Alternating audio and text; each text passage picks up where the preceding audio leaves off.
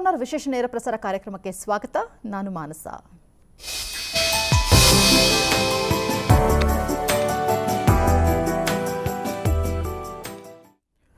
ವೀಕ್ಷಕರ health corner ವಿಶೇಷ ನೇರ ಪ್ರಸಾರ ಕಾರ್ಯಕ್ರಮದಲ್ಲಿ ನಾವು ದಿನವೂ ಕೂಡ ಸಾಕಷ್ಟು ಹೆಲ್ತ್ಗೆ ಸಂಬಂಧಪಟ್ಟಂತಹ ವಿಚಾರಗಳನ್ನು ತಿಳಿಸ್ಕೊಡ್ತಾ ಬರ್ತಾ ಇದ್ದೀವಿ. ಇವತ್ತು ನಾವು ಮಾತನಾಡ್ತಿರುವಂತಹ ವಿಚಾರ ಅಂತಂದರೆ ಕಿಡ್ನಿ ಸ್ಟೋನ್. ಕಿಡ್ನಿ ಸ್ಟೋನಲ್ಲಿ ಕಲ್ಲು ಯಾಕೆ ಬರುತ್ತೆ, ಇದರಿಂದ ಆಗುವಂತಹ ದೈಹಿಕವಾಗಿ ಏನೆಲ್ಲ ತೊಂದರೆಗಳು ಇದರಿಂದ ಆಗುತ್ತೆ, ಜೊತೆಗೆ ಇವತ್ತಿನ ಟೆಕ್ನಾಲಜಿಯಲ್ಲಿ ಇದನ್ನು ರಿಮೂವ್ ಮಾಡೋದಕ್ಕೆ ಯಾವೆಲ್ಲ ಹೊಸ ಟೆಕ್ನಾಲಜಿಯನ್ನು ಬಳಕೆ ಮಾಡ್ಕೊಳ್ತಾ ಇದ್ದಾರೆ, ಜೊತೆಗೆ ಯಾರಿಗೆ ಮುಖ್ಯವಾಗಿ ಗಂಡಸರಿಗೆ ಜಾಸ್ತಿ ಕಿಡ್ನಿ ಸ್ಟೋನ್ ಆಗುತ್ತಾ ಅಥವಾ ಹೆಂಗಸರಲ್ಲಿ ಜಾಸ್ತಿ ಕಿಡ್ನಿ ಸ್ಟೋನ್ ಕಂಡು ಬರುತ್ತಾ, ಇದೆಲ್ಲದರ ಕುರಿತಾಗಿ ಇವತ್ತು ತಿಳಿಸ್ಕೊಡ್ತಾರೆ ಬ್ಲೂ ಬ್ಲೆಶ್ ಹಾಸ್ಪಿಟಲ್ನ ಡಾಕ್ಟರ್ ಆಗಿರುವಂತಹ ಎಲ್.ಎನ್. ರಾಜು ಅವರು ಇವತ್ತು ನಮ್ಮ ಜೊತೆ ಇದ್ದಾರೆ. ಬನ್ನಿ ಅವ್ರನ್ನ ಕಾರ್ಯಕ್ರಮಕ್ಕೆ ವೆಲ್ಕಮ್ ಮಾಡೋಣ. ನಮಸ್ತೆ ಸರ್, ಕಾರ್ಯಕ್ರಮಕ್ಕೆ ನಮಸ್ಕಾರ. ವೀಕ್ಷಕರು, ನಾನು ಹೇಳ್ತಾ ಇದ್ದೆ ಕಿಡ್ನಿ ಸ್ಟೋನ್ ಅನ್ನುವಂಥದ್ದು ಇದು ಸರ್ವೇ ಸಾಮಾನ್ಯ ಆಗಿಬಿಟ್ಟಿದೆ. ಇವತ್ತಿನ ದಿನಗಳಂತೂ ಸಾಕಷ್ಟು ಈ ರೀತಿಯಾದಂತಹ ಸಮಸ್ಯೆಗಳನ್ನು ನಾವು ನೋಡ್ತಾ ಇದ್ವಿ. ಹಾಗಾದರೆ ಬನ್ನಿ ಡಾಕ್ಟ್ರಿಂದನೇ ಸಾಕಷ್ಟು ಪ್ರಶ್ನೆಗಳನ್ನು ಕೇಳಿ ತಿಳ್ಕೊಳ್ಳೋಣ. ಡಾಕ್ಟರ್, ಯಾಕೆ ಈ ಕಿಡ್ನಿ ಸ್ಟೋನ್ ಇವತ್ತಿನ ದಿನಗಳಲ್ಲಿ ಹೆಚ್ಚಿನದಾಗಿ ಕಂಡು ಬರ್ತಾ ಇದೆ? ಈಗ ಅದಕ್ಕೆ ಎರಡು ಕಾರಣಗಳಿದೆ. ಒಂದು, change in the food habits ಅಂತ ಹೇಳ್ತೀವಿ. ಈಗ ನಾವು ಮುಂಚೆ ಆಯಿತು ಅಂದರೆ ಸೌತ್ ಇಂಡಿಯನ್ ಫುಡ್ ತೊಗೊತಾ ಇದ್ವಿ ರೆಗ್ಯುಲರಾಗಿ. So it use to be a balance food. ಈಗ ಜಾಸ್ತಿ ನಾವು ವೆಸ್ಟರ್ನೈಸ್ ಫುಡ್ ತೊಗೊತಾ ಇದ್ವಿ. More of burgers, pizzas which contains lot of cheese ಇರುತ್ತೆ, ಚೀಸ್ ಆರ್ ಮಿಲ್ಕ್ ಪ್ರಾಡಕ್ಟ್ಸ್ ಜಾಸ್ತಿ ಇರುತ್ತೆ. ನಾನ್ ವೆಜ್ ಜಾಸ್ತಿ ತಿಂತಾ ಇದ್ದೀವಿ. ಅದರಿಂದ ಏನಾಗುತ್ತೆ ಅಂದರೆ ನಮ್ಮ ಕ್ಯಾಲ್ಶಿಯಮ್ ಮತ್ತು ಆಕ್ಸಲೇಟ್ ಕಂಟೆಂಟ್ ಜಾಸ್ತಿ ಆಗ್ತಾ ಇರುತ್ತೆ ಅದರಿಂದ. ಸೊ ಅದರಿಂದ ಅವ್ರದ್ದು ಕಿಡ್ನಿ ಸ್ಟೋನ್ಸ್ ಆಗೋ ಸಂಭವ ಜಾಸ್ತಿ ಆಗ್ತಾ ಇರುತ್ತೆ. ಸರ್, ಡಾಕ್ಟರ್, ಇವಾಗ ವಯಸ್ಸಿರುವಂಥವ್ರಿಗೆ ಕಿಡ್ನಿ ಸ್ಟೋನ್ ಜಾಸ್ತಿ ಕಂಡು ಬರುತ್ತಾ ಅಥವಾ ಮಕ್ಕಳಲ್ಲೂ ಈಗ ಕಿಡ್ನಿ ಸ್ಟೋನ್ ಜಾಸ್ತಿ ಆಗ್ತಾ ಇದೆಯಾ? ಈಗ ಮುಂಚೆ ನಾವು ಕಿಡ್ನಿ ಸ್ಟೋನ್ಸ್ನ ನಾವು 30-40 ವರ್ಷದಲ್ಲಿ ನೋಡ್ತಿದ್ವಿ. ನಾವು ಮಕ್ಕಳಲ್ಲಿ ತುಂಬ ಕಡಿಮೆ ಇರ್ತಿತ್ತು. ನಾವು ಮಕ್ಕಳಲ್ಲಿ ಕಿಡ್ನಿ ಸ್ಟೋನ್ ನೋಡ್ತು ಅಂದರೆ ನಾವು ಪೂರ್ತಿ ವರ್ಕಪ್ ಮಾಡ್ತಾಯಿದ್ವಿ. ಯಾಕೆ ಮಕ್ಕಳಲ್ಲಿ ಆಗ್ತಿದೆ, ಕಿಡ್ನಿಲಿ ಒಂದು ದೋಷ ಇದೆಯಾ ಇಲ್ಲ ಮೆಟಾಬಾಲಿಕಲ್ಲಿ ದೋಷ ಇದೆಯಾ ಅಂತ ಪೂರ್ತಿ ವರ್ಕಪ್ ಮಾಡ್ತಿದ್ವಿ. ಈಗ we are seeing more and more stones. ಅಂದರೆ ಈಗ ಮಕ್ಕಳಲ್ಲೂ ಕೂಡ ನಾವು ಸ್ಟೋನ್ಸ್ ನೋಡ್ತಾ ಇದ್ದೀವಿ. ಸೊ ದಟ್ ಈಸ್ ಬೇಸಿಕಲಿ ಹಾಗೆ ನಮ್ಮ ಚೇಂಜ್ ಇನ್ ದ ಫುಡ್ ಹ್ಯಾಬಿಟ್ಸಿಂದನೇ ಅಂತ ಹೇಳ್ಬೋದು. ಮತ್ತು ನಮ್ಮ ನೀರಿನ ಅಂಶ ನಾವು ಕಡಿಮೆ ಕುಡಿತಾ ಇದ್ದೀವಿ.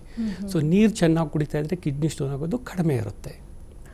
ನಾನು ಅವಾಗ ಓಪನಿಂಗ್ಸ್ ಎಲ್ಲ ಹೇಳ್ತಾ ಇದ್ದೆ, ಹೆಂಗಸರಲ್ಲಿ ಜಾಸ್ತಿ ಕಿಡ್ನಿ ಸ್ಟೋನ್ ಕಂಡು ಬರುತ್ತಾ ಅಥವಾ ಗಂಡಸರಲ್ಲಿ ಜಾಸ್ತಿ ಇರುತ್ತಾ ಅಂತ. ಜಾಸ್ತಿ ಯಾರಲ್ಲಿ? ಯಾಕಂದ್ರೆ ಗಂಡಸರಲ್ಲಿ ಸ್ವಲ್ಪ ಜಾಸ್ತಿ ಇರುತ್ತೆ, not too much difference. But ಈಗ ಯಂಗ್ಸ್ರಲ್ಲೂ ಕಾಣ್ತಾ ಇದೆ.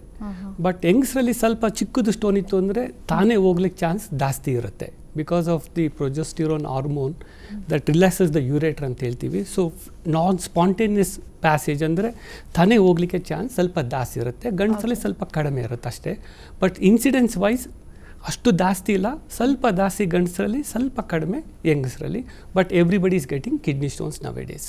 ಓಕೆ ಡಾಕ್ಟರ್, ಇವಾಗ ನಾವು ತಿನ್ನುವಂತಹ ಆಹಾರ ಪದಾರ್ಥಗಳಲ್ಲೂ ಕೂಡ, ಬಳಕೆ ಮಾಡುವಂತಹ ಪದಾರ್ಥಗಳಲ್ಲೂ ಕೂಡ ಆ ಒಂದು ಸ್ಟೋನ್ ಫಾರ್ಮ್ ಆಗುತ್ತೆ ಅನ್ನುವಂತಹ ತಪ್ಪು ಕಲ್ಪನೆಗಳು ಇದೆ. ಈಗ ಬ್ರಿಂಜಾಲ್ ಇರಬಹುದು, ಫಾರ್ ಎಕ್ಸಾಂಪಲ್ ಟೊಮೆಟೊ ಇರಬಹುದು, ಆ ಬೀಜವನ್ನು ತಿಂದರೆ ಕಿಡ್ನಿ ಸ್ಟೋನ್ ಜಾಸ್ತಿ ಆಗುತ್ತೆ ಅನ್ನುವಂಥದ್ದು ಸಮ್ ಡಾಕ್ಟರ್ಸ್ಗಳು ಹೇಳಿದ್ದಾರೆ. ಹಾಗಾಗಿ ಈ ನಾವು ನಾಟಿ ಟೊಮೆಟೊಗಳನ್ನು ಯೂಸ್ ಮಾಡೋದನ್ನು ಬಿಟ್ಟಿದ್ದಾರೆ ತುಂಬ ಜನ. ಆ ಥರ ಏನಿಲ್ಲ, ಕೆಲವರಿಗೆ ತಪ್ಪು ತಿಳುವಳಿಕೆ ಇದೆ. ಏನಂದರೆ ಅದು ಟೊಮೆಟೊ ಬೀಜ ಇಲ್ಲ ಬ್ರಿಂಜಾಲ್ ಬೀಜ ಆಗಲಿ ಅನ್ನದಲ್ಲಿ ಕಲ್ಲಿತ್ತು ಅಂದರೆ ಅದು ಕಿಡ್ನಿಲಿ ಹೋಗಿ ಸಿಕ್ಕಾಕೊಂಡು ಅದು ಕಲ್ಲು ಬೆಳೆಯುತ್ತೆ ಅಂತ. ಅದು ತಪ್ಪು ತಿಳುವಳಿಕೆ. ಯಾಕೆಂದರೆ ನಮ್ಮದು ಅಲಿಮೆಂಟ್ರಿ ಕೆನಾಲ್ ಅಂದರೆ ನಮ್ಮ ಕರಳುನೇ ಬೇರೆ, ನಮ್ಮ ಕಿಡ್ನಿನೇ ಬೇರೆ. ಸೊ ಕರಳಿಂದ ಕಿಡ್ನಿಗೆ ಹೋಗೋಕ್ಕೆ ಸಂಬಂಧ ಇರೋದಿಲ್ಲ.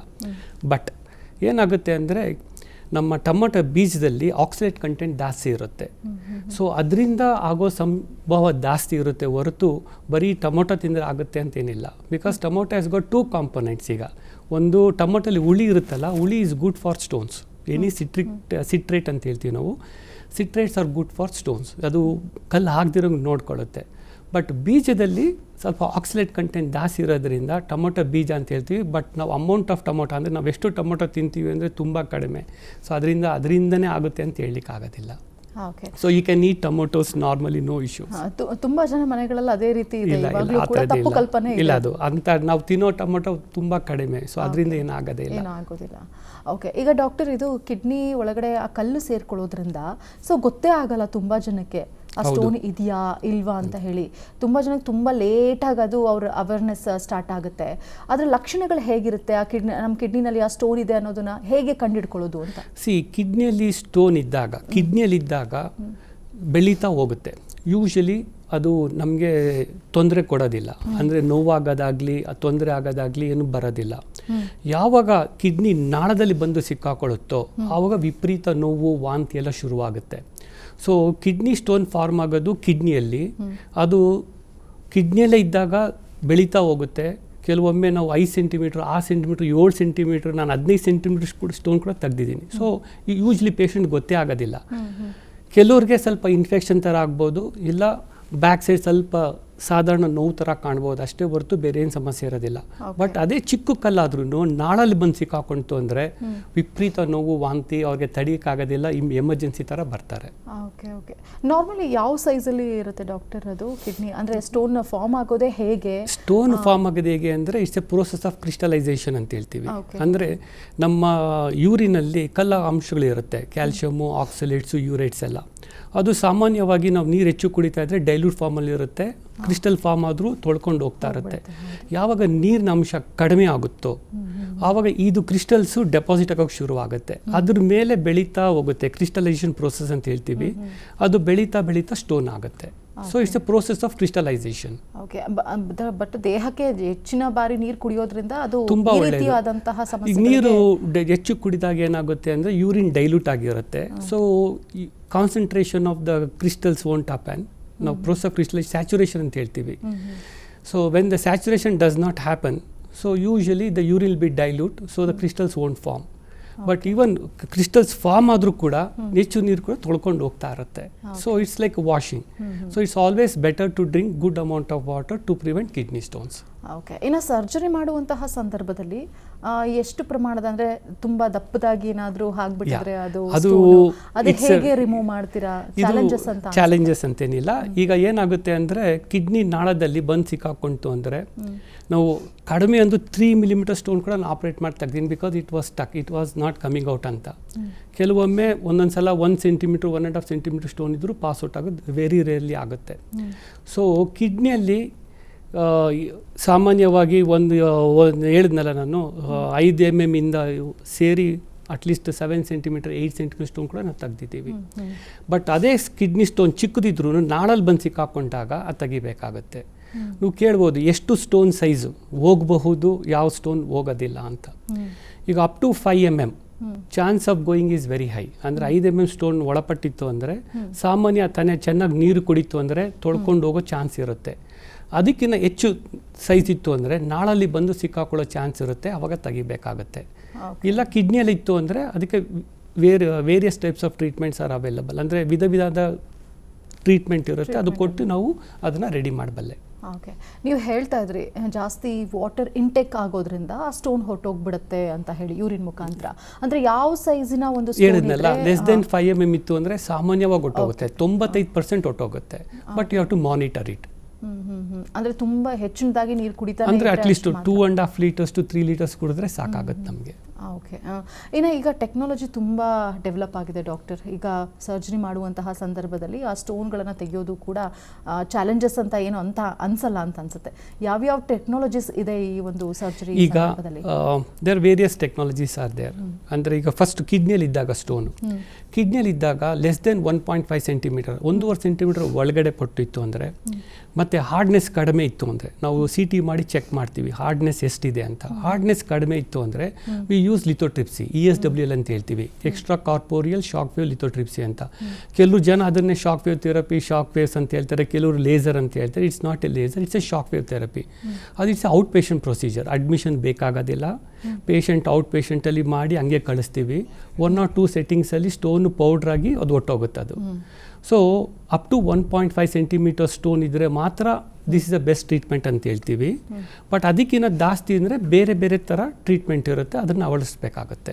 ಓಕೆ ಡಾಕ್ಟರ್, ಒಬ್ಬರು ಕಾಲರ್ ರೆಡಿ ಇದ್ದಾರೆ, ಶಶಿಕುಮಾರ್ ಅಂತ ಹೇಳಿ ಬೆಂಗಳೂರಿಂದ ಕರೆ ಮಾಡಿದ್ದಾರೆ. ನಮಸ್ತೆ ಸರ್. ನಮಸ್ತೆ ಮೇಡಮ್. ಸರ್ ಡಾಕ್ಟರ್ ಇದ್ದಾರೆ ಸರ್, ಮಾತಾಡಿ. ಡಾಕ್ಟರ್ ಒಂದು ಕ್ವಶನ್ ಇತ್ತು. ಓಕೆ, ಮಾತಾಡಿ. ಕಿಡ್ನಿ ಸ್ಟೋನು ನಾರ್ಮಲ್ ಆಗಿ ಟ್ರೀಟ್ಮೆಂಟ್ ಇರುತ್ತೆ, ಟ್ಯಾಬ್ಲೆಟ್ಸ್ ಗಳಿಂದಲೋ ಇಲ್ಲ ಆಪರೇಷನ್ ಇಂದಲೋ, ಅದೊಂದು ಮಾಹಿತಿ ಬೇಕಾಗಿತ್ತು. ಈ ಪ್ರೆಗ್ನೆಂಟ್ ಆಗಿದ್ದಾಗ, ಪ್ರೆಗ್ನೆನ್ಸಿಲಿ ಈ ಸ್ಟೋನ್ ಬಂದಾಗ ಅದಕ್ಕೆ ಟ್ರೀಟ್ಮೆಂಟ್ ಯಾವ ಥರ ಇರುತ್ತೆ? ಪ್ರೆಗ್ನೆಂಟಲ್ಲಿದ್ದಾಗ ಕಿಡ್ನಿಯಲ್ಲಿದ್ದಾಗ ಏನು ಮಾಡಬಾರ್ದು. ಲಿಥೋಟ್ರಿಪ್ಸಿ ಅಂತೂ ಕಾಂಟ್ರಾ ಇಂಡಿಕೇಟೆಡ್. ನಾನು ಹೇಳಿದ್ನಲ್ಲ ಶಾಕ್ ವೇವ್ ಲಿಥೋಟ್ರಿಪ್ಸಿ ಮಾಡ್ತೀವಿ ಅಂತ, ಅದು ಈಸ್ ಕಾಂಟ್ರಾ ಇಂಡಿಕೇಟೆಡ್ ಅಂದರೆ ಮಾಡಲೇಬಾರ್ದು, ಯಾಕಂದರೆ ಮಗು ಮೇಲೆ ಇದು ಬೀಳುತ್ತೆ. ಸೊ ಒಂದು. ಎರಡನೇದು ಕಿಡ್ನಿಯಲ್ಲಿದ್ದಾಗ ಅದು ಯೂಶ್ವಲಿ ತೊಂದರೆ ಕೊಡೋದಿಲ್ಲ, ಏನೂ ಮಾಡೋದು ಬೇಕಾಗೋದಿಲ್ಲ. ಸುಮ್ಮನೆ ಪ್ರೆಗ್ನೆನ್ಸಿ ಕಂಟಿನ್ಯೂ ಆಗೋದಂಕ ಆದಮೇಲೆ, ಪ್ರೆಗ್ನೆನ್ಸಿ ಮುಗಿದಾದ್ಮೇಲೆ ಅದನ್ನು ಟ್ರೀಟ್ಮೆಂಟ್ ಮಾಡ್ಬೋದಾಗುತ್ತೆ. ಅದೇ ಕಲ್ಲು ಕಿಡ್ನಿ ನಾಳದಲ್ಲಿ ಬಂದು ಸಿಕ್ಕಾಕೊಂತು ಅಂದರೆ ಅದನ್ನು ತೆಗಿಬೇಕಾಗುತ್ತೆ. ಯಾಕೆಂದರೆ ವಿಪರೀತ ನೋವಿರುತ್ತೆ ಮತ್ತು ತುಂಬ ನೋವಿದ್ದಾಗ ಅಬಾರ್ಷನ್ ಆಗೋ ಚಾನ್ಸು ಇರುತ್ತೆ. ಸೊ ಅವಾಗ ಅದನ್ನು ಎಂಡೋಸ್ಕೋಪಿಕ್ ಮೂಲಕ ತೆಗಿತೀವಿ, ಅದು ನಾಳಲ್ಲಿದ್ದರೆ ಮಾತ್ರ. ಬಟ್ ಕಿಡ್ನಿಯಲ್ಲಿದ್ದಾಗ will say wait and watch, let the pregnancy complete ಆದಮೇಲೆ ನೋಡೋಣ ಅಂತ. ಬಟ್ ಅದು ಮಗುಗೇನು ಸಮಸ್ಯೆ ಆಗೋದಿಲ್ಲ? ಏನಾಗೋದಿಲ್ಲ. ಕಿಡ್ನಿಯಲ್ಲಿದ್ದಾಗ ಅವ್ರಿಗೆ ಗೊತ್ತೂ ಇರೋದಿಲ್ಲ. ಮೋಸ್ಟ್ಲಿ ಏನಾಗುತ್ತೆ ಅಂದರೆ ಸ್ಕ್ಯಾನ್ ಮಾಡೋಕ್ಕೆ ಹೋಗ್ತೀವಲ್ಲ, ಪ್ರೆಗ್ನೆನ್ಸಿ ಟೈಮ್ ಸ್ಕ್ಯಾನ್ ಮಾಡಿದಾಗ ಅದು ಸಿಕ್ಕಾಕೊಳ್ಳುತ್ತೆ. ಅಲ್ಲ, ಯೂರಿನ್ ಪಾಸ್ ಮಾಡೋದಕ್ಕೆ ಇಲ್ಲ ಕಿಡ್ನಿಯಲ್ಲಿದ್ದಾಗ ಏನೂ ಸಮಸ್ಯೆ ಬರೋದಿಲ್ಲ. ಕಿಡ್ನಿ ನಾಳಲ್ಲಿದ್ದರೆ ಮಾತ್ರ ನೋವಿರೋದ್ರಿಂದ ತೆಗಿಬೇಕಾಗುತ್ತೆ. ಓಕೆ. ಇನ್ನೊಬ್ರು ಕಾಲರ್ ರೆಡಿ ಇದ್ದಾರೆ, ನಾರಾಯಣ್ ಅಂತ ಹೇಳಿ ಬೆಳಗಾವಿಂದ ಕರೆ ಮಾಡಿದ್ದಾರೆ. ನಮಸ್ತೆ ಸರ್. ನಮಸ್ತೆ. ಓಕೆ, ಡಾಕ್ಟರ್ ಇದ್ದಾರೆ ಸರ್, ಕೇಳಿ ಮಾತನಾಡಿ ಡಾಕ್ಟರ್ ಹತ್ರ. ಓಕೆ ಸರ್ ಮಾತಾಡಿ, ಕ್ವೆಶ್ಚನ್ ಕೇಳಿ. Hello sir, TV volume complete mute ಮಾಡಿ. ಟಿವಿ ವಾಲ್ಯೂಮ್ ಕಂಪ್ಲೀಟ್ ಆಗಿ ಮ್ಯೂಟ್ ಮಾಡಿ ಸರ್. ಓಕೆ ಮ್ಯೂಟ್ ಮಾಡಿರೋದನ್ನ ಕಮ್ಮಿ ಮಾಡಿರೋದನ್ನ. ಓಕೆ, ಮಾತಾಡಿ ಸರ್. ಹಲೋ ಸರ್ ಮಾತಾಡಿ, ಪ್ರಶ್ನೆ ಕೇಳಿ.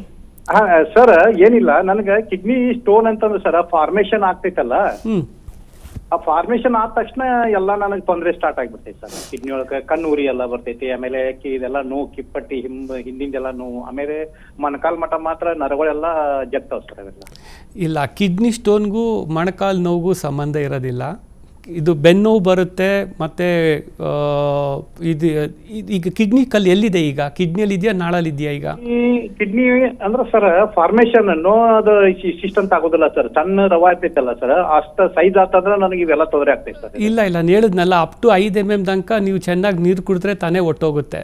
5 mm ಜಾಸ್ತಿ ಇತ್ತು ಅಂದರೆ ಅಲ್ಲಿನ ಯೂರಾಲಜಿಸ್ಟ್ ಕನ್ಸಲ್ಟ್ ಮಾಡಿಬಿಟ್ಟು ಮುಂದೆ ಏನು ಮಾಡಬೇಕು ಹೇಳ್ತಾರೆ ಅವರು. ಬಟ್ ನೀವು ನೀರು ಪದೇ ಆಗ್ತಿತ್ತು ಅಂದರೆ ಸ್ವಲ್ಪ ನೀರು ಹೆಚ್ಚು ಸೇವನೆ ಮಾಡೋದು ತುಂಬ ಒಳ್ಳೆಯದು. ಅಟ್ಲೀಸ್ಟು 2 to 3 ಲೀಟರ್ಸ್ ಕುಡಿಯೋದು ತುಂಬ ಒಳ್ಳೆಯದು. ಮತ್ತು ಎವ್ರಿ ವರ್ಷ ಒಂದು ಸ್ಕ್ಯಾನ್ ಮಾಡಿಸ್ಕೊಳ್ಳೋದು ತುಂಬ ಒಳ್ಳೆಯದು. ಯಾಕೆಂದರೆ ಚಿಕ್ಕ ಕಲ್ಲಿದ್ದಾಗನೇ ಟ್ಯಾಬ್ಲೆಟಲ್ಲಿ ಒಟ್ಟೋಗ್ತವೆ. ಓಕೆ, ಧನ್ಯವಾದಗಳು ಕರೆ ಮಾಡೋದಕ್ಕೆ. ಡಾಕ್ಟರ್, ಇವಾಗ ಸರ್ಜರಿಗೆ ಹೋಗಬೇಕಾ ಅಥವಾ ಬೇರೆ ಮೆಡಿಕೇಶನ್ಸ್ ಏನಾದರೂ ಇದೆಯಾ ಕಿಡ್ನಿ ಸ್ಟೋನ್ಗೆ? ಟ್ಯಾಬ್ಲೆಟ್ಸಿಂದ ಅಥವಾ ಇನ್ನೇನೋ ಮುಖಾಂತರವಾಗಿ ಅದನ್ನು ಕರಗಿಸೋದಕ್ಕೆ? ಕಿಡ್ನಿ ಕಲ್ಲು ಕರಗಿಸೋಂಥ ಟ್ಯಾಬ್ಲೆಟ್ ಯಾವುದಿಲ್ಲ. ಅದು ಅದೇನು ತಪ್ಪು ತಿಳುವಳಿಕೆ ಇದೆ. ಟ್ಯಾಬ್ಲೆಟ್ ತೊಗೊಂಡ್ರೆ ಕರಗಿಸೋದು ಅಂತ ಎಷ್ಟೊಂದು ಜನ ಹತ್ರ ಬಂದು ಕೇಳ್ತಾರೆ, ಸರ್ ಟ್ಯಾಬ್ಲೆಟ್ ಕೊಡಿ ಸರ್ ಕರಗುವಂಥದ್ದು ಇದಿದೆ ಅಂತ. ಸೊ ಕರಗಿಸೋಂಥ ಟ್ಯಾಬ್ಲೆಟ್ ಯಾವುದಿಲ್ಲ. ನಾವು ವಾಟ್ ಆಫ್ ದ ಮೆಡಿಕೇಶನ್ ನಾವು ಏನು ಕೊಡ್ತೀವೋ, ನಾನು ಹೇಳಿದ್ನಲ್ಲ 5 mm ಕೆಳಗಡೆ ಇತ್ತು ಅಂದರೆ ಜಾರ್ಕೊಂಡು ಹೋಗೋ ಚಾನ್ಸ್ ತುಂಬ ಇರುತ್ತೆ ಅಂತ. ಸೊ ಅದಕ್ಕೆ ಕೊಡ್ತೀವಿ ನಾವು. So will give to produce more urine. ನಾವು ಟ್ಯಾಬ್ಲೆಟ್ ಏನು ಕೊಡ್ತೀವಿ ಅಂದರೆ ಯೂರಿನ್ ಜಾಸ್ತಿ ಆಗ್ಲಿಕ್ಕೆ ಕೊಡ್ತೀವಿ. ಸೊ ತೊಳ್ಕೊಂಡು ಹೋಗಲಿ ಅಂತ ಕೊಡ್ತೀವಿ ನಾವು. ಓಕೆ. ಮತ್ತೊಬ್ರು ಕಾಲರ್ ರೆಡಿ ಇದ್ದಾರೆ, ಸುರೇಶ್ ಅಂತ ಹೇಳಿ ಬೆಂಗಳೂರಿಂದ ಕರೆ ಮಾಡಿದ್ದಾರೆ. ನಮಸ್ತೆ ಸರ್. ನಮಸ್ಕಾರ. ಓಕೆ ಸರ್, ಡಾಕ್ಟರ್ ಇದ್ದಾರೆ ಸರ್, ಮಾತಾಡಿ. ಪ್ರಶ್ನೆ ಕೇಳಿ ಸರ್, ಡಾಕ್ಟರ್ ಇದ್ದಾರೆ, ಮಾತಾಡಿ. ಹಲೋ ಹೇಳಿಪ್ಪ. ಹಲೋ ಸರ್, ಪ್ರಶ್ನೆ ಕೇಳಿ. ಓಕೆ, ಕಟ್ಟಾಗಿದೆ ಕರೆ. ಮತ್ತೊಬ್ರು ಕಾಲರ್ ರೆಡಿ ಇದ್ದಾರೆ, ಗೋವಿಂದರಾಜ್ ಅಂತ ಹೇಳಿ. ನಮಸ್ತೆ ಸರ್. ನಮಸ್ತೆ ಮೇಡಮ್. ಓಕೆ, ಡಾಕ್ಟರ್ ಇದ್ದಾರೆ ಸರ್, ಪ್ರಶ್ನೆ ಕೇಳಿ. ಸರ್, ಕಿಡ್ನಿಲಿ ಕಲ್ಲಾಗಿತ್ತು, ಅದೊಂದು ಸ್ವಲ್ಪ ಊತ ಬಂದಂಗಾಗಿತ್ತಂತೆ, ಅದೇನು ತೊಂದರೆ ಏನಿಲ್ಲ ಸರ್? ಈಗೇನು ಕಲ್ಲು ಹೋಗಿದೆ ಅಂತ ಹೇಳಿದ್ರು. ಇದು ಕಲ್ಲು ನಾನು ಹೇಳಿದ್ನಲ್ಲ, ನಾಳಲ್ಲಿ ಸಿಕ್ಕಾಕೊಂಡಾಗ ಕಿಡ್ನಿ ಊತ ಬರುತ್ತೆ. ಯಾಕೆಂದರೆ ಕಿಡ್ನಿ ಯೂರಿನ್ ಬ್ಲಾಕ್ ಆಗಿರುತ್ತಲ್ಲ ಅದರಿಂದ. ಸೊ ಈಗ ಕಲ್ಲು ಹೋಗಿದೆ ಅಂತ ಹೇಳ್ತು ಅಂದರೆ ಸ್ಕ್ಯಾನಿಂಗ್ ಮಾಡಿ ಮತ್ತೆ ಚೆಕ್ ಮಾಡಿಸ್ಕೊಳ್ಳಿ, ಕನ್ಫರ್ಮ್ ಮಾಡ್ಕೊಬೇಕು ಕಲ್ಲು ಹೋಗಿದೆಯಾ ಅಂತ. ಮತ್ತು ಅದು ಕಲ್ಲು ಹೋದ ತಕ್ಷಣ ಅದು ಬ್ಲಾಕ್ ಇರುತ್ತಲ್ಲ, ಊತ ಬಂದಿರುತ್ತಲ್ಲ, ಅದು ಒಟ್ಟೋಗುತ್ತೆ. ಸೊ ಬಟ್ ಕಿಡ್ನಿ ನಾಳದಲ್ಲಿದ್ದಾಗ always you have to confirm ನಾವು ಕಲ್ಲು ಹೋಗಿದೆಯೋ ಮತ್ತು ಊತ ಬಂದಿರುತ್ತಲ್ಲ, ಹೈಡ್ರೋಯೂರಿಟ್ರೋನೆಫ್ರೋಸಿಸ್ ಅಂತ ಹೇಳ್ತೀವಿ ಅದಕ್ಕೆ, ಅದು ಕ್ಲಿಯರ್ ಆಗಿದೆಯಾ ಕನ್ಫರ್ಮ್ ಮಾಡ್ಕೊಬೇಕು.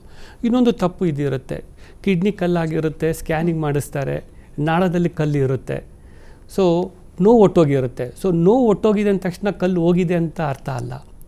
ಸೊ ನಾವು ಟ್ರೀಟ್ಮೆಂಟ್ ತೊಗೊಂಡಾದ್ಮೇಲೂ ನಾವು ಯಾವುದೇ ಥರದ ಟ್ರೀಟ್ಮೆಂಟ್ ತೊಗೊಳ್ಳಿ, ನೋವಿಲ್ಲ ಅಂದ್ರೂ ಮತ್ತೆ ಸ್ಕ್ಯಾನ್ ಮಾಡಿ ಕನ್ಫರ್ಮ್ ಮಾಡ್ಕೊಬೇಕು ಕಲ್ಲು ಹೋಗಿದೆಯೋ ಇಲ್ಲೋ ಅಂತ.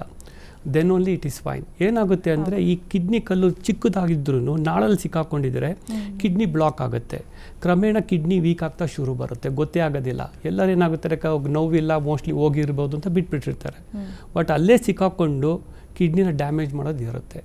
ಸೊ ಕಲ್ಲು ಕಿಡ್ನಿ ನಾಳಲ್ಲಿದ್ದಾಗ ನೋವಿಲ್ಲದೆ ಇದ್ರೂ ಕನ್ಫರ್ಮ್ ಮಾಡ್ಕೊಬೇಕು ಹೋಗಿದೆಯೋ ಇಲ್ಲ ಅಂತ.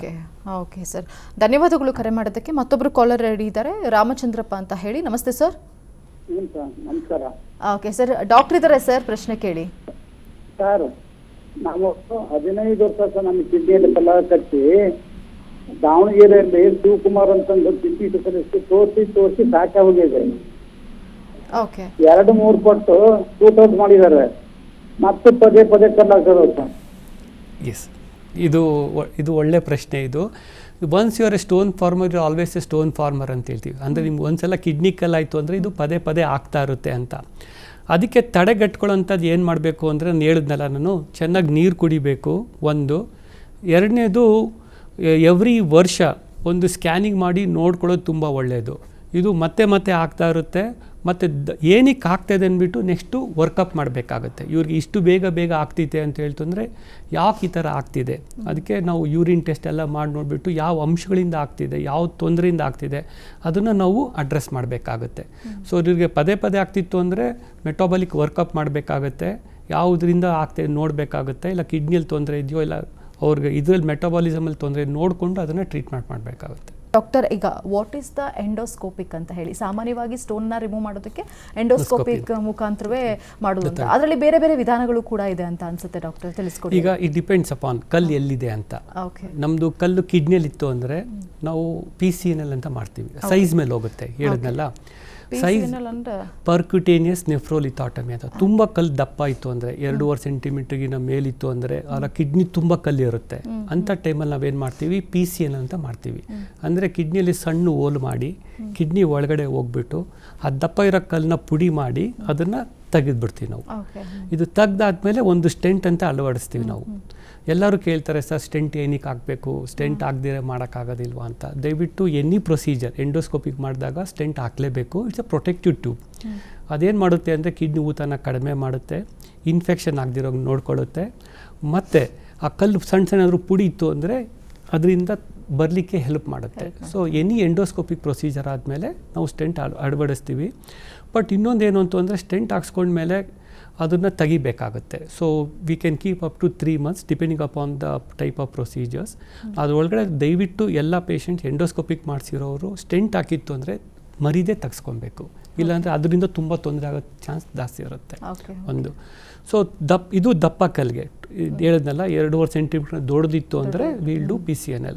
Again if it is less than 2.5 centimetres ಅಂದರೆ 2.5 ಸೆಂಟಿಮೀಟರ್ ಕಡಿಮೆ ಇತ್ತು ಅಂತಂದರೆ will do what we call RIRS ಅಂತ ಹೇಳ್ತೀವಿ. RIRS ಅಂತ ಹೇಳ್ತು ಅಂದರೆ ನಾವು ಮೂತ್ರ ನಾಳದಿಂದ ಕಿಡ್ನಿ ಒಳಗಡೆ ಹೋಗ್ಬಿಟ್ಟು ಕಿಡ್ನಿ ಕಲ್ಲನ್ನ ಲೇಸರಲ್ಲಿ ಪುಡಿ ಮಾಡ್ತೀವಿ ನಾವು. ಸೊ ಅದೊಂದು ವಿಡಿಯೋ ಇದೆ, ಅದನ್ನು ನೋಡ್ಬೋದು.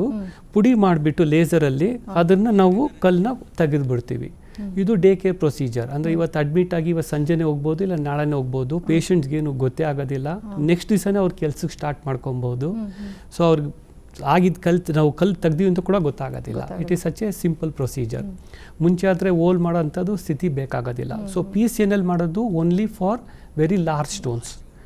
ಸ್ಟೋನ್ ಸೈಜ್ ಕಡಿಮೆ ಇತ್ತು ಅಂದರೆ ಅಪ್ ಟು 2.5 ಸೆಂಟಿಮೀಟರ್ಸ್, ಅಂದರೂ 2.5 ಅಂದ್ರೂ ತುಂಬ ದಪ್ಪನೇ, 2.5 ಸೆಂಟಿಮೀಟರ್ ಇದ್ರೂ ನಾವು RIRS ಮೂಲಕ ತೆಗಿಬಹುದು. ಓಕೆ ಡಾಕ್ಟರ್, ಒಬ್ರು ಕಾಲರ್ ರೆಡಿ ಇದ್ದಾರೆ. ಸಾಗರ್ ಅಂತ ಹೇಳಿ, ರಾಜು ಅಂತ ಹೇಳಿ ಸಾಗರದಿಂದ ಕರೆ ಮಾಡಿದ್ದಾರೆ.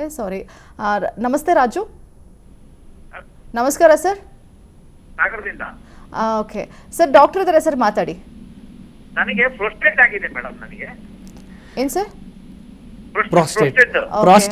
ಪ್ರಾಸ್ಟೇಟು ಕಲ್ಲು ಟೋಟಲಿ ಡಿಫ್ರೆಂಟು. ಪ್ರಾಸ್ಟೇಟ್ ಆಗಿದ್ರೆ ಏನಾಗುತ್ತೆ ಅಂದರೆ ಮೂತ್ರ ನಾಳದಲ್ಲಿ ಗಂಡಸರಿಗೆ ಪ್ರಾಸ್ಟೇಟ್ನ ಗಡ್ಡೆ ಇರುತ್ತೆ, ಅದು ವಯಸ್ಸಾಗ್ತಾ ಅದು ಬ್ಲಾಕ್ ಮಾಡುತ್ತೆ ಮೂತ್ರನಾಳ.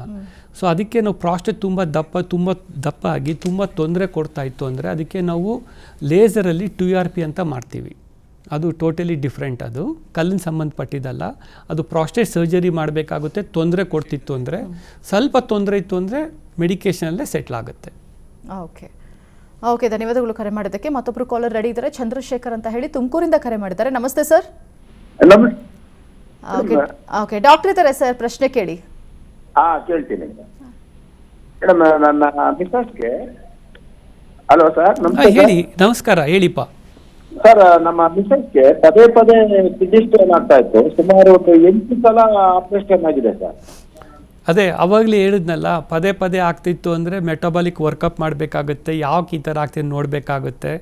ಇನ್ಫೆಕ್ಷನಿಂದ ಆಗ್ತಿದೆಯೋ ಇಲ್ಲ ಕಿಡ್ನಿಯಲ್ಲಿ ತೊಂದರೆ ಇದೆಯೋ ಅದಕ್ಕೆ ಪೂರ್ತಿ ಇವ್ಯಾಲ್ಯೂಯೇಟ್ ಮಾಡಿ, ಅಂದರೆ ಪೂರ್ತಿ ತಪಾಸಣೆ ಮಾಡಿ ಅದ್ರ ಪ್ರಕಾರ ಏನು ತೊಂದರೆ ಅದ್ರ ಪ್ರಕಾರ ನಾವು ಟ್ರೀಟ್ಮೆಂಟ್ ಮಾಡಿದ್ರೆ ಮತ್ತೆ ಆಗೋದು ಕಡಿಮೆ ಆಗುತ್ತೆ.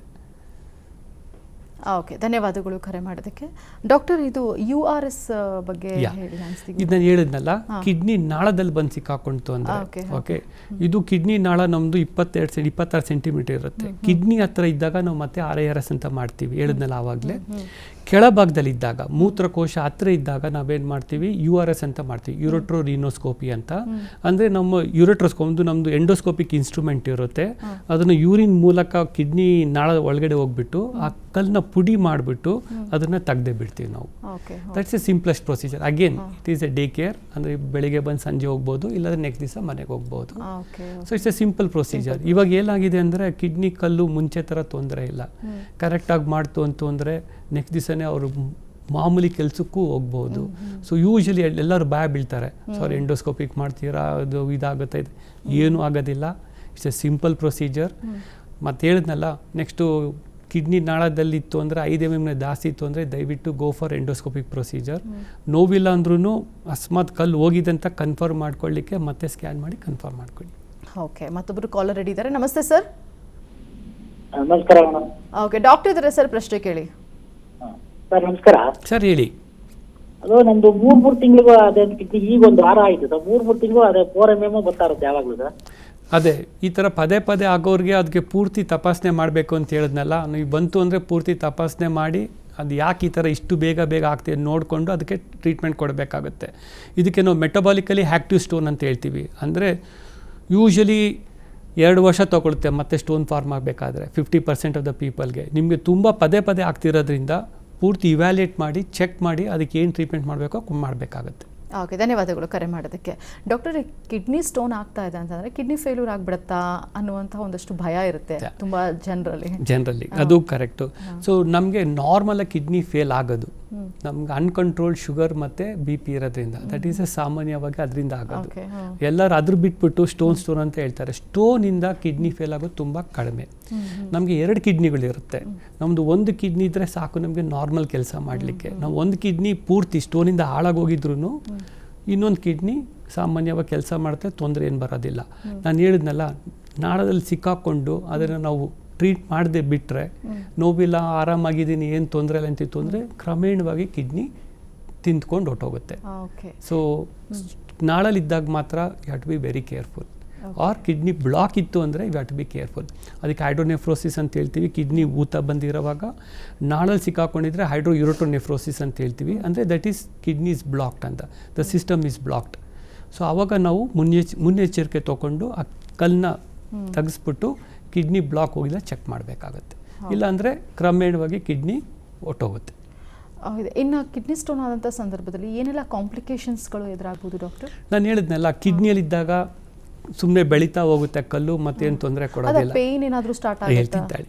ಸೊ ಕಿಡ್ನಿ ಬ್ಲಾಕ್ ಆದಾಗ ಪೇಯ್ನ್ ಶುರುವಾಗುತ್ತೆ ಒಂದು, ಇಲ್ಲ ಇನ್ಫೆಕ್ಷನ್ ಆಗೋ ಚಾನ್ಸ್ ಇರುತ್ತೆ. ಕಿಡ್ನಿ ಕಲ್ಲಿದ್ದಾಗ ಇನ್ಫೆಕ್ಷನ್ ಆಗೋದು ಚಾನ್ಸ್ ಇರುತ್ತೆ, ಪದೇ ಇನ್ಫೆಕ್ಷನ್ ಆಗೋದು, ಒಂದೊಂದ್ಸಲ ಮೂತ್ರದಲ್ಲಿ ರಕ್ತ ಹೋಗೋದು, ಉರಿ ಮೂತ್ರ ಬರೋದು ಪದೇ. ಸೊ ಅವೆಲ್ಲ ಇದ್ದಾಗ ಪ್ರಾಬಬ್ಲಿ ಕಿಡ್ನಿ ಸ್ಟೋನ್ಸ್ ಇದೆಯಾ ಅಂತ ಕೂಡ ಚೆಕ್ ಮಾಡ್ತೀವಿ ನಾವು. ನಾಳಲ್ಲಿ ಬಂದು ಸಿಕ್ಕಾಕೊಂಡಾಗ ಹೇಳಿದ್ನಲ್ಲ, ವಿಪರೀತ ನೋವು ಬರುತ್ತೆ. ಅವ್ರು ಹೆಂಗೆ ನೋವು ಬರುತ್ತೆ ಅಂದರೆ ಜಸ್ಟ್ ಬಂದ್ಬಿಡ್ತಾರೆ ಹಾಸ್ಪಿಟ್ಲಿಗೆ, ಎಮರ್ಜೆನ್ಸಿಗೆ. ಸೊ ಅಷ್ಟು ನೋವು ಬರುತ್ತೆ. ಅದ್ರ ಜೊತೆಗೆ ವಿಪರೀತ ವಾಮಿಟಿಂಗ್ ಕೂಡ ಇರ್ಬೋದು, ವಾಂತಿ ಕೂಡ ಇರ್ಬೋದು. ಸೊ ಅದೊಂದು. ಮತ್ತು ಹೇಳಿದ್ನಲ್ಲ, over A period of time infection ಆಗ್ತಾ ಕಿಡ್ನಿ ಪ್ರೆಷರ್ ಅದು ಹೈಡ್ರೋಯೂರೋಟೋನೆಫ್ರೋಸಿಸ್ ಇದ್ದಾಗ ಕಿಡ್ನಿ ಮೇಲೆ ಒತ್ತಡ ಬಂದು ಕಿಡ್ನಿ ವೀಕ್ ಆಗೋ ಚಾನ್ಸ್ ಇರುತ್ತೆ. ಡಾಕ್ಟರ್, ಸಾಮಾನ್ಯವಾಗಿ ಒಂದು ಸರಿ ಕಿಡ್ನಿ ಸ್ಟೋನ್ ಫಾರ್ಮ್ ಆಯಿತು ಅಂತಂದರೆ ಮತ್ತೆ ಅದೇ ರೀತಿಯಾಗಿ ಆಗ್ತಿರುತ್ತೆ ಅನ್ನುವಂತಹ ಒಂದಷ್ಟು ನಂಬಿಕೆ ಇದೆ ಕೆಲವರಲ್ಲಿ. ಇಲ್ಲ, ದಟ್ ಈಸ್ ಅ ಫ್ಯಾಕ್ಟ್. ಹೇಳಿದ್ನಲ್ಲ, ಇಟ್ ಈಸ್ ಟ್ರೂ. ಹೇಳಿದ್ನಲ್ಲ, once you're a stone former you are always a stone former ಅಂತ ಹೇಳ್ತೀವಿ. ಅಂದರೆ ಒಂದ್ಸಲ ಆಯಿತು ಅಂದರೆ ಯಾಕೆ ಆ ಥರ? ಅದು ವೇರಿಯಸ್ ಕಾರಣಗಳಿರುತ್ತೆ. ಫಾರ್ ಎಕ್ಸಾಂಪಲ್, ಅವ್ರು ಒಂದೇ ಮನೇಲಿ ಫುಲ್ ಫ್ಯಾಮಿಲಿ ಒಂದೇ ಊಟ ಮಾಡ್ತಿರ್ತಾರೆ, ಒಬ್ರಿಗೆ ಮಾತ್ರ ಆಗ್ತಿರುತ್ತೆ ಸ್ಟೋನ್, ಮಿಗ್ದವ್ರಿಗೆ ಆಗೋದಿಲ್ಲ. ಇಟ್ಸ್ ಇನ್ಬಿಲ್ಟ್ ಪ್ರಾಬ್ಲಮ್ ಇರುತ್ತೆ. ಅಂದರೆ ಏನಾಗುತ್ತೆ ಅಂದರೆ ಕೆಲವ್ರಿಗೆ ಸ್ಟೋನ್ ಆಗೋ ಅಂಶಗಳು ಜಾಸ್ತಿ ಯೂರಿನಲ್ಲಿ ಬರ್ತಾ ಇರುತ್ತೆ. ಮತ್ತು ಜೊತೆಗೆ ನಮ್ಮಲ್ಲಿ ಯೂರಿನಲ್ಲಿ ಸ್ಟೋನ್ ಅಂಶಗಳಾಗೋದು ಕ್ಯಾಲ್ಶಿಯಮು, ಆಕ್ಸಿಲೇಟ್ ಎಲ್ಲ ಇದ್ದಾಗ ಇನಿಬಿಟರ್ಸ್ ಅಂತ ಹೇಳ್ತೀವಿ. ಅಂದರೆ ಸ್ಟೋನ್ ಆಗದಿರಂತ ನೋಡ್ಕೊಳ್ಳುತ್ತೆ. ಅದು ಕೆಲವ್ರು ಕಡಿಮೆ ಇರುತ್ತೆ. Like citrate ions, magnesium ions ಅಂತ ಎಲ್ಲ ಹೇಳ್ತೀವಿ, ಥಾಮಾಸ್ಫಲ್ ಪ್ರೋಟೀನ್ಸ್. ಅದು ಕಡಿಮೆ ಇದ್ದಾಗ it's A combination of both. ಇದು ಆಗೋ ಅಂಶಗಳು ಜಾಸ್ತಿ ಇರ್ಬೋದು, ತಡೆಗಟ್ಟ ಅಂಶಗಳು ಕಡಿಮೆ ಇರ್ಬೋದು. ಜೊತೆಗೆ ನೀರು ಕಡಿಮೆ ಕುಡಿತಾ ಇತ್ತು ಅಂದರೆ ಕಿಡ್ನಿ ಕಲ್ಲಾಗೋ ಚಾನ್ಸ್ ಜಾಸ್ತಿ ಇರುತ್ತೆ. ಓಕೆ, ಇನ್ನು ಬಿಯರ್ ಕುಡಿದ್ರೆ ಕಿಡ್ನಿ ಸ್ಟೋನ್ ಆಗೋದು ತಪ್ಪಿಸ್ಬಹುದು, ಈ ರೀತಿಯಾದಂಥ ಒಂದಷ್ಟು ಕಲ್ಪನೆಗಳು. ಬಿಯರ್ ಕುಡಿದ್ರೆ ಕಿಡ್ನಿ ಸ್ಟೋನ್ ಆಗೋದಿಲ್ಲ ಅಂತಲ್ಲ. Beer is a diuretic. ಅಂದರೆ ಬಿಯರ್ ಕುಡಿದಿದ್ರೆ ನೀರು ಅಂಶ ಜಾಸ್ತಿ ಇರುತ್ತೆ. ಮತ್ತು ಆಲ್ಕೋಹಾಲ್ ಇಸ್ ಸ್ವಲ್ಪ ಡಯೂರಿಟಿಕ್, ಅಂದರೆ ಯೂರಿನ್ ಜಾಸ್ತಿ ಪ್ರೊಡ್ಯೂಸ್ ಮಾಡುತ್ತೆ. ಸೊ ಚಿಕ್ಕ ಕಲ್ಲು ಹೇಳಿದ್ನಲ್ಲ, ಅಪ್ ಟು 5 mm ಇತ್ತು ಅಂದರೆ ನೀವು ಬೀರಾದರೂ ಕುಡೀರಿ, ನೀರಾದರೂ ಕುಡೀರಿ, ಎಳೀರಾದರೂ ಕುಡೀರಿ, ತೊಳ್ಕೊಂಡು ಹೊಟ್ಟೋಗುತ್ತೆ.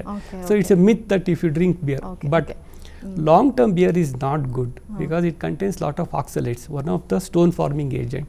So beer ಕುಡಿತು ಅಂದರೆ ನೀರು ಕುಡಿದಿಲ್ಲ ಅಂದರೆ ಮತ್ತೆ ಕಲ್ಲಾಗೋ ಚಾನ್ಸ್ ಜಾಸ್ತಿ ಇರುತ್ತೆ. ಸರ್, ಕೊನೆಯ ಕ್ವೆಶನ್ ಸರ್, ಈಗ ಬಿಯರ್ ಓಕೆ, ಇನ್ನು ತುಂಬ ಟ್ಯಾಬ್ಲೆಟ್ಸ್ಗಳನ್ನ ತೆಗೆದುಕೊಳ್ತಾ ಇದ್ದಾರೆ, ಕಿಡ್ನಿಗೆ ಅದು ಎಫೆಕ್ಟ್ ಆಗುತ್ತೆ ಅಂತ ಹೇಳ್ತಿದ್ದಾರೆ. ಇದು ಸ್ಟೋನ್ಗೂ ಏನಾದ್ರು ಪ್ರಾಬ್ಲಮ್ ಆಗುತ್ತಾ?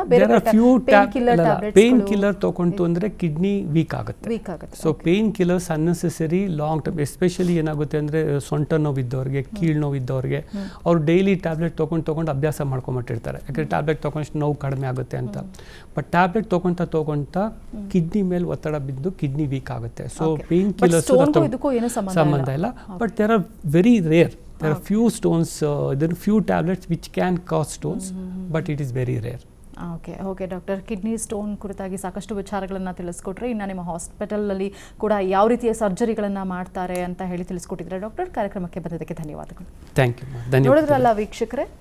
ನೋಡಿದ್ರಲ್ಲ ವೀಕ್ಷಕರೇ, ಯಾವ ರೀತಿಯಾಗಿ ಕಿಡ್ನಿ ಸ್ಟೋನ್ ಉಂಟಾಗುತ್ತೆ, ಅದರಿಂದ ಆಗುವಂತಹ ಎಫೆಕ್ಟ್ ಏನು, ಮತ್ತು ಸರ್ಜರಿಯಲ್ಲಿ ಯಾವ್ಯಾವ ವಿಧಾನಗಳನ್ನು ಬಳಕೆ ಮಾಡಿ ಆ ಒಂದು ಸ್ಟೋನನ್ನು ರಿಮೂವ್ ಮಾಡ್ತಾರೆ ಅನ್ನೋದ್ರ ಕುರಿತಾಗಿ ಡಾಕ್ಟರ್ ತಿಳಿಸ್ಕೊಟ್ರು ಅಂತ ಈ ಒಂದು ಕಾರ್ಯಕ್ರಮವನ್ನು ಎಂಡ್ ಮಾಡ್ತಾ ಇದ್ದೀನಿ. ಅನುಕ್ಷಣದ ಸುದ್ದಿಗಳಿಗಾಗಿ ನೋಡ್ತಾರೆ ವಿಸ್ತಾರ ನ್ಯೂಸ್, ಇದು ನಿಖರ ಜನಪರ. ಅನುಕ್ಷಣದ ಸುದ್ದಿಗಳಿಗಾಗಿ ವಿಸ್ತಾರ ನ್ಯೂಸ್ ಯೂಟ್ಯೂಬ್ ಚಾನೆಲ್ ಸಬ್ಸ್ಕ್ರೈಬ್ ಮಾಡಿ. ಹೊಸ ಸುದ್ದಿಗಳ ನೋಟಿಫಿಕೇಶನ್ಗಾಗಿ ಬೆಲ್ ಐಕಾನ್ ಕ್ಲಿಕ್ ಮಾಡಿ. ಲೇಟೆಸ್ಟ್ ಅಪ್ಡೇಟ್ಸ್ಗಾಗಿ www.vistaranews.com ವೆಬ್ಸೈಟ್ಗೆ ವಿಸಿಟ್ ಮಾಡಿ. ಅಂಗೈಯಲ್ಲೇ ಜಗತ್ತಿನ ಸುದ್ದಿ ತಿಳಿಯಲು ವಿಸ್ತಾರ ನ್ಯೂಸ್ ಕನ್ನಡ ಆಪ್ ಡೌನ್ಲೋಡ್ ಮಾಡಿ.